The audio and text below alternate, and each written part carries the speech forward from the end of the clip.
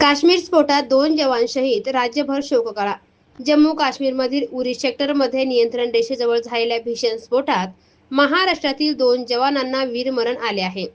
कोल्हापूर जिल्ह्यातील गोंडोली तालुका शाहूवाडी येथील विक्रम बाळकृष्ण चव्हाण आणि सातारा जिल्ह्यातील कराड तालुक्यातील शहापूर येथील अर्जुन राजेंद्र जाधव वय 30 वर्ष हे दोघे शहीद झाल्याने राज्यावर शोककळा पसरली आहे. माहितीनुसार उरीतील कमलकोट परिसरात भारतीय जवान नियमित गस्त घालत असताना अचानक स्फोट झाला. या स्फोटात दोन्ही जवान गंभीर जखमी झाले. सहकाऱ्यांनी जखमींना हेलिकॉप्टरद्वारे श्रीनगरमधील बदामी बाग येथील 92 बेस हॉस्पिटलमध्ये दाखल केले. डॉक्टरांनी जीव वाचवण्यासाठी शर्थीचे प्रयत्न केले, मात्र उपचारादरम्यान दोघांचीही प्राणज्योत मालवली. विक्रम चव्हाण हे कर्तव्यदक्ष जवान म्हणून ओळखले जात होते.